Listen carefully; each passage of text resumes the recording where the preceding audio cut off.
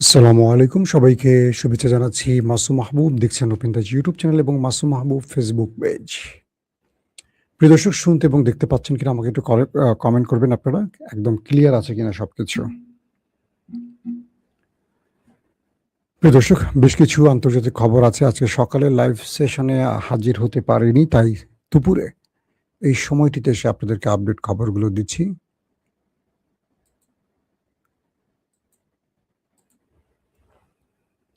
প্রিয় দর্শক, যেকোনো সময় নিউ ইয়র্ক টাইমসের বর্ণনা অনুসারে আগামী ১ সপ্তাহের মধ্যে এক মহাযুদ্ধ লাগতে যাচ্ছে। আগামী ১ সপ্তাহের মধ্যে যেকোনো সময় আমেরিকা, ইসরায়েল এবং ইরানের মধ্যে একটা বড় যুদ্ধ দেখতে যাচ্ছে বিশ্ব। ২ নম্বর গুরুত্বপূর্ণ খবর, ইরান বলছে ইরানে যারা পা রাখবে শত্রু সেনা একজনকেও জীবিত ফেরত পাঠাবে না। ৩ নম্বর, চীনের ধাক্কা খেয়ে সোজা হয়ে গেছেন ডোনাল্ড ট্রাম্প। তাইওয়ানকে বললেন স্বাধীনতা বাদ দাও, আমার দেশে আসো, কি করা যায় দেখি। পাশাপাশি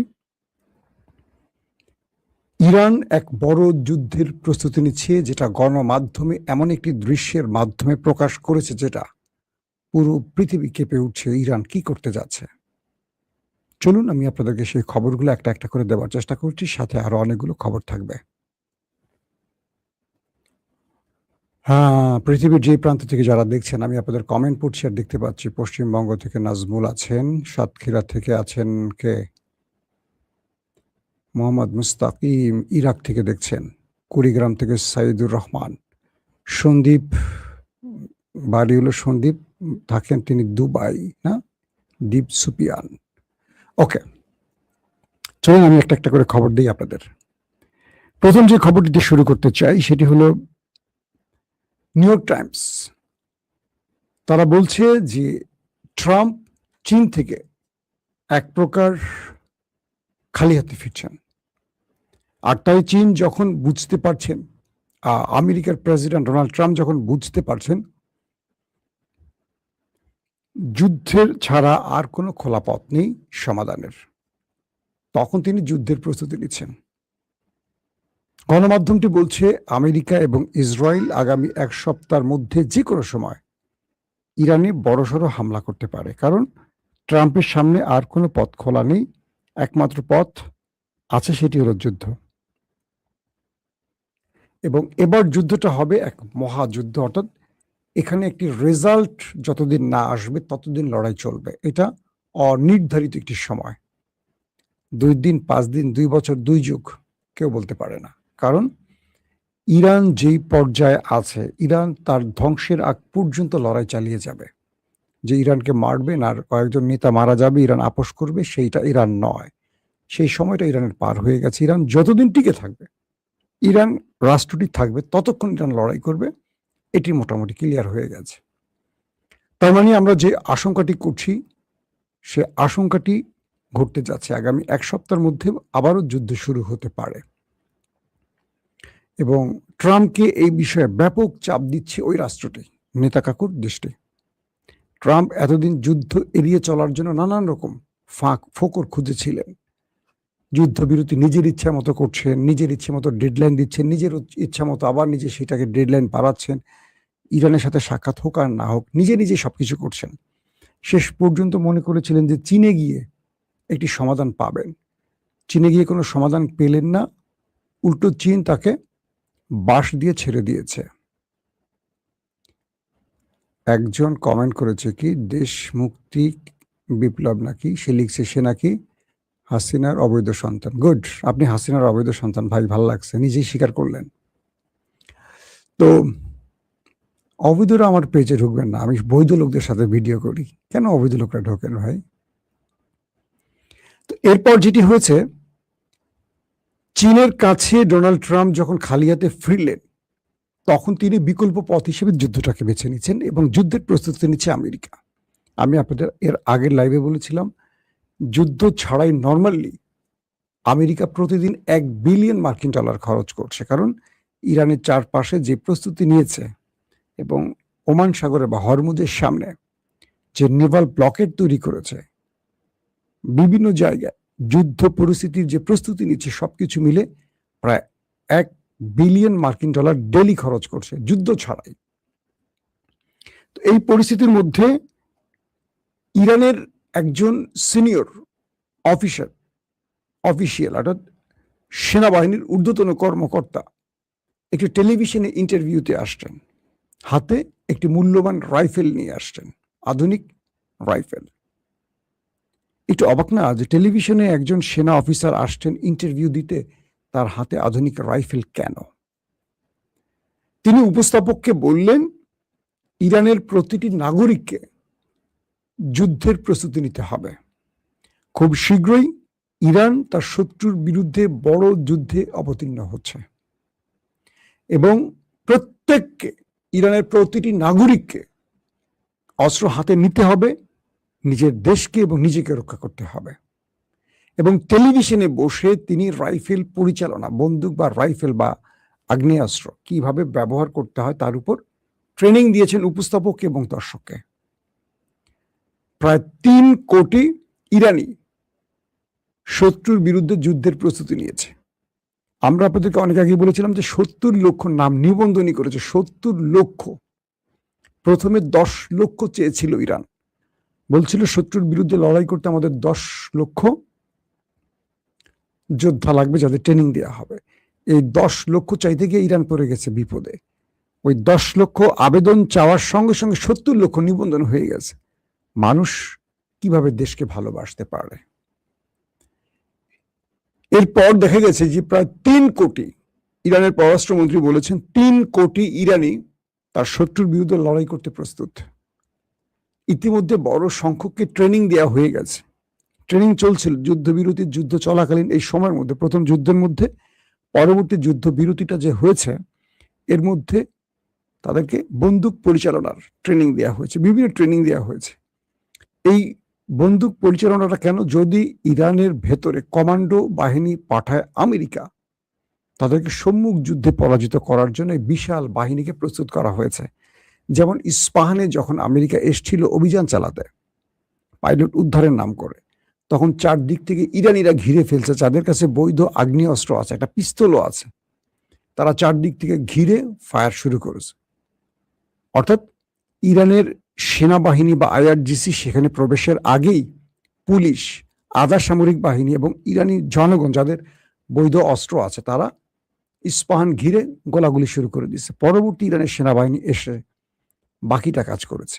তার মানে ইরানিদেরকে ট্রেনিংটা এখন কি দেয়া হচ্ছে বুঝতে পারছেন? পুরো জাতিকে ঐক্যবদ্ধ করে এই লড়াইয়ের জন্য প্রস্তুত করা হচ্ছে। এবং টেলিভিশন একদম রাইফেল হাতে সেনা অফিসার এসে বলে দিয়েছেন, এটা ট্রিগার, এভাবে লোড করতে হয়, এভাবে করতে হয়, এভাবে দেখতে হয়। এই পুরো জাতিকে একটা ট্রেনিং দিয়ে দিয়েছেন লাইভে। অর্থাৎ ইরান এখন ঐক্যবদ্ধ শুধু হচ্ছে না, ইরান এখন বড় যুদ্ধের প্রস্তুতি নিচ্ছে। এই ভিডিওটির মাধ্যমে সেটি বোঝা গেছে।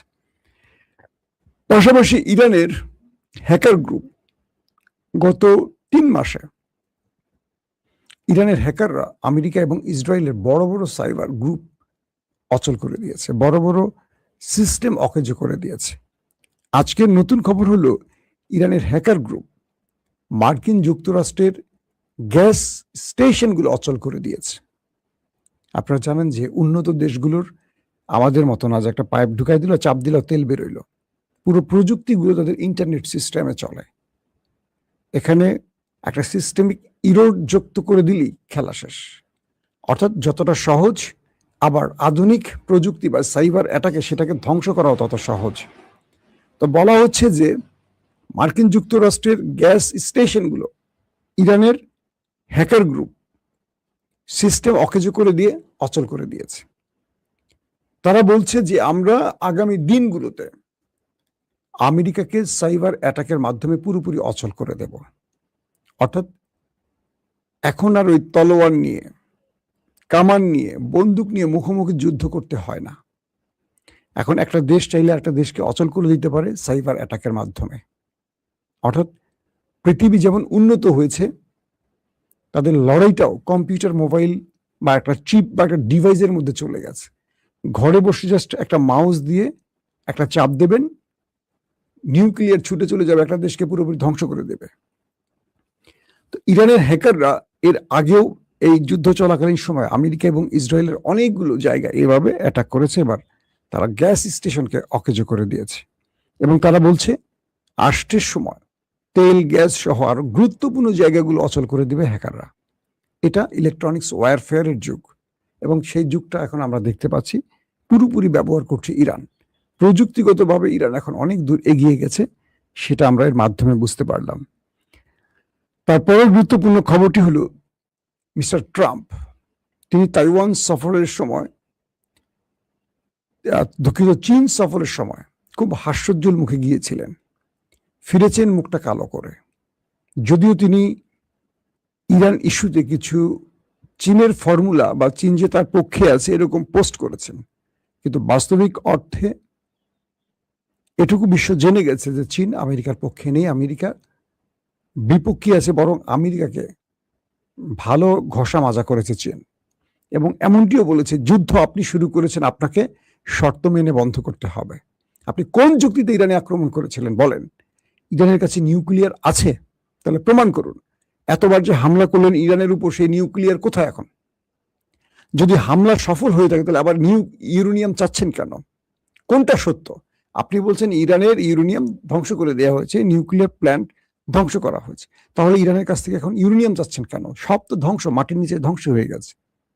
আবার বলছেন ইরান কয়েকদিনের মধ্যেই পারমাণবিক বানাবে, তাহলে ইউরেনিয়াম ধ্বংসের দাবিটা কেন করলেন? তারা তো কয়েকদিনের মধ্যে বানাবে বলছে।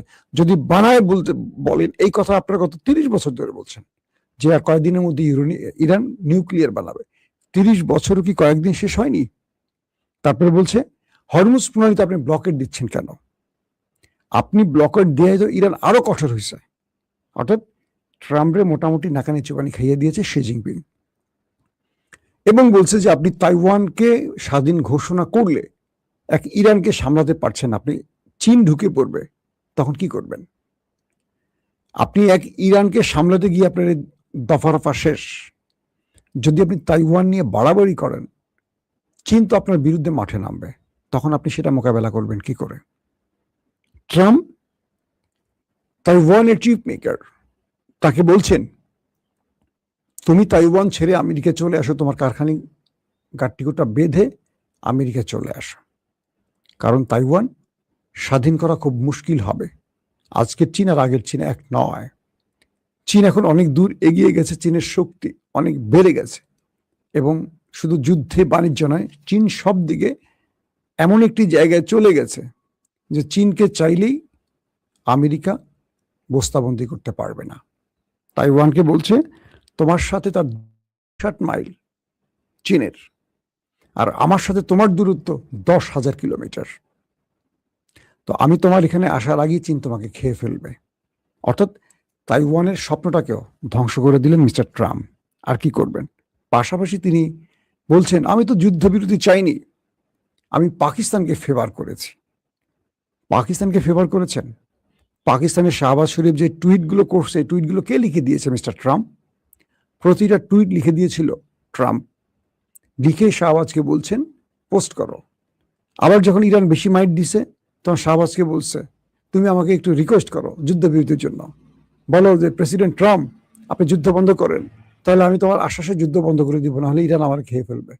মানে ইরান যখন আমেরিকাকে ভালো ধোলাই করে, তখন ট্রাম্প নিজেই শাহবাজ শরীফ, ওই বলদ আছে না পাকিস্তানের প্রধানমন্ত্রী, বলদটারে টেক্সট করে বা ফোন করে, এই শাহবাজ শাহবাজ, আরে ইরান তো মাইরে আমাকে তক্ত বানিয়ে ফেললো, তুমি এটা আমাকে একটা ফোন করো, বা তুমি আমাকে একটা মেসেজ দাও, বা তুমি একটা টুইট করো যে তুমি আমাকে বলো যে এটা যুদ্ধ বন্ধের জন্য, আমি তোমার কথা সঙ্গে সঙ্গে সে যুদ্ধ বন্ধ করে দেবো।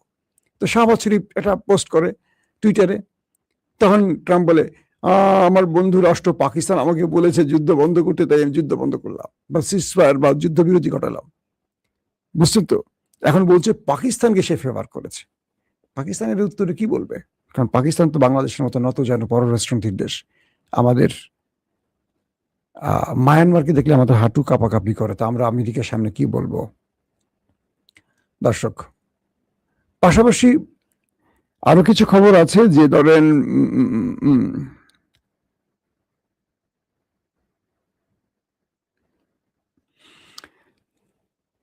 ইরানের সেনাবাহিনী নতুন করে যে বার্তাটি দিল সেটি হলো, তারা বলছে আমেরিকা যদি দুঃসাহস করে ইরানে ঢোকার বা কোনো কমান্ডো পাঠায়, আমরা আমেরিকাকে এইটুকু কথা দিতে চাই, আমেরিকার একজন সেনাকে আমরা জীবিত ফেরত পাঠাবো না। আর যারা জীবিত যাবে তারা পায়ে হেঁটে যেতে পারবে না, নিজের পায়ে হেঁটে যেতে পারবে না। মানে আমেরিকাকে কি থ্রেট ইরানের, বুঝতে পারছেন? যে তাদেরকে কথা দিয়েছে যে আমরা তোমাদেরকে এইটুকু কথা দিই, কেউ জীবিত ফেরত যাবে না, আর যারা জীবিত যাবেই তারা নিজের পায়ে হেঁটে যাবে না। তো এই পরিস্থিতির মধ্যে সবকিছু মিলে আমেরিকার পাশে কাউকে দেখা যাচ্ছে না। আর আমেরিকা এইটুকু বুঝতে পেরেছে এই লড়াইতে তার পাশে কেউ নেই। কেউ নেই কেন? ইউরোপ বুঝে গেছে এই লড়াইতে ইরানের বিরুদ্ধে দাঁড়ালে আগামীতে তাদের অন্ধকার জীবন আছে। কারণ ইরান আফগানিস্তান এক নয়, ভিয়েতনামে যাদের পরাজয় হয়েছে, সিরিয়াতে যাদের পরাজয় হয়েছে, আফগানে যাদের পরাজয় হয়েছে, তারা ইরানের সাথে লড়াই করবে? ইরান সেই জাতি, ইরাককে যখন আমেরিকা ফুল সাপোর্ট দিয়েছে 8 বছর টানা যুদ্ধ করেও হাল ছাড়েনি ইরান। 8 বছর যুদ্ধ চলেছে, অথচ আমেরিকা ফুল সাপোর্ট দিয়েছিল ইরাককে। তো এই অভিজ্ঞতা তো আমেরিকার সেনাদের আছে। আমেরিকার সেনারা বারবার ট্রাম্পকে বলছিল, স্যার যুদ্ধে যাবেন না, আমাদের সকল ইকুয়েশন বলছে, আমাদের সকল হিসেব নিকেশ বলছে এই যুদ্ধে আমাদের বিজয়ের সম্ভাবনা কম। যারা আমার নিয়মিত দর্শক, যুদ্ধ শুরুর আগে আবার লাইভগুলো দেখবেন, পেন্টাগনের বিবৃতিগুলো, আরো আমার বিভিন্ন অ্যানালাইজ থেকে আমি যে বক্তব্যগুলো দিয়েছি আপনারা দেখেন। মার্কিন পেন্টাগনের সামরিক অফিসার ডেইন কেন, চিফ অফ স্টাফ, তার বক্তব্য, সেনা প্রধানকে সরিয়ে দেওয়া হলো, বিভিন্ন বক্তব্যগুলো আমি তখন দিয়েছিলাম যুদ্ধ শুরুর আগেই, যে যুদ্ধে আমেরিকার জয়ের সম্ভাবনা খুব কম। আজকে সেটাই আমেরিকার প্রেসিডেন্ট দেখতে পাচ্ছে। এখন তিনি বুঝতে পারছেন যে ইসরায়েলের ডাকে তিনি এসে বড় ক্ষতি করছেন, কিন্তু তিনি এখন একটা ফেস সেভিং চাচ্ছেন, মামুলি একটা বিজয় চাচ্ছেন, যে বিজয়টা দিয়ে তিনি বলবেন যে আমি বিজয়ী হয়ে এসছি, আমি যে ক্ষয়ক্ষতি করলাম আমার রাষ্ট্রের, এত সেনা মারা গেল, এত যুদ্ধ বিমান ক্ষতি হলো, তার বিনিময়ে আমি এটি পেয়েছি। ইরানকে শুধু বলছে তুমি একবার বলো, শুধু একবার বলো যে আমরা 20 বছর ইউরেনিয়াম নিয়ে আর কোনো কাজ করব না, মানে নিউক্লিয়ার ইস্যুতে কোনো কাজ করব না, শুধু এইটুকু মুখে বলো, গোপনে যা করো করো, শুধু মুখে বলো, আমি আমার জাতিকে বলি এই যে আমার বিজয় পেয়ে গেছে, এই তো ইরান রাজি হয়ে গেছে আমার কথায়। ইরান বলছে তোমাকে আমি ভাতেও মারবো, পানিতে মারবো, মানে তোমাকে বলতেও দেবো না, আবার ভিতরেও মারবো। তো এই মুহূর্তে আমেরিকা তার ন্যাটো মিত্রদের পাচ্ছে না, ইউরোপকে পাচ্ছে না, অন্য মিত্রদের পাচ্ছে না, সৌদি আরব সহ আরবের অনেক দেশ এখন তার পাশে আর দাঁড়াচ্ছে না। আরবও বুঝে গেছে, তলে তলে তারা ইরানের সাথে এখন যোগাযোগ করছে, ইরান আসো আমরা চুক্তি করি, আমাকে তুমি মারবা না, আসো একটা চুক্তি করি। সৌদি আরব, কাতার, কুয়েত তারা এগিয়ে আসতে চায় ইরানের পাশে। মানে তারা বুঝে গেছে যে যে আমেরিকা মাইর খেয়েছে ইরানের হাতে, সেই আমেরিকার আমাদের নিরাপত্তা দিতে পারবে না, আমাদের তারা ভরসার জায়গায় নেই। এখন ইরানের সাথে সমঝোতা করে পিঠ বাঁচাতে হবে। আল্লাহ ভালো জানে আরব আমিরাতের অবস্থা কি হবে যদি যুদ্ধটা আবার শুরু হয়। এবার ইরান বাকি আরব রাষ্ট্রগুলোতে বেশি একটা হিট করবে না যদি সেখানে আমেরিকা পাগলামি না করে, কিন্তু আরব আমিরাতের তামা বানায় ফেলবে নির্ঘাত। এটা ইরানের ঘোষণা। ইরান বলছে যে বিশ্বাসঘাতকদের আমরা দাঁড়িয়ে থাকতে দেবো না, তাদের প্রাসাদের ইটগুলো খুলে নিয়ে আসবো। এইবার যদি ইরানে বাকি আরব রাষ্ট্রগুলো আমেরিকাকে ঘাঁটি ব্যবহার করতে না দেয়, মনে রাখবেন ইরান ফুল ফোকাসটা আনবে আরব আমিরাত। আরব আমিরাতের আর কোনো ইট সুরকি থাকবে না, ওই বুর্জ খলিফা টলিফা সব এরকম থেকে এরকম হয়ে যাবে, বুঝছেন আপনারা? এই পরিস্থিতিতে ইরান, মানে ট্রাম্প তার সুর নরম করে ফেলছে, আর অন্য এক স্টাইলে খেলছে এখন ইরান। তার হরমুজ প্রণালীতে এই যুদ্ধটা এখন বাণিজ্যিক যুদ্ধ থেকে আবার হরমুজ প্রণালীতে ইরানের সেই বিলিয়ন বিলিয়ন ডলারের যুদ্ধ জাহাজ, ওয়ারশিপগুলো ভয় পাচ্ছে ইরানের ছোট ছোট বোট, একটা মেশিন গান, একটা রকেট লঞ্চার বসানো রোবোটিক বোটগুলি ছোট আকারে পিচ্ছি পিচ্ছি কোথ থেকে পাহাড়ের, সমুদ্রের পাশে পাহাড়ের গুহা থেকে বের হয়, চোখেও দেখা যায় না, রাডারে ধরা পড়ে না, এসে হিট করে বিলিয়ন ডলারের যুদ্ধ জাহাজকে ধ্বংস করে দেয় কয়েক হাজার টাকার ড্রোন, কি বলে ওয়াটার ড্রোন। তো এগুলো নিয়েও আজকে রাতে আপনাদের বিস্তারিত তথ্য দেব। আজকে অনেকগুলো খবর আছে যার বিশ্লেষণগুলো আমি রাতের খবরে দেওয়ার চেষ্টা করবো। এখন সবাই দুপুরে খেয়েছেন, হয়তো বিশ্রাম নেবেন, কারো অফিস টাইম, যে যেখানে আছেন ভালো থাকবেন। আল্লাহ হাফিজ।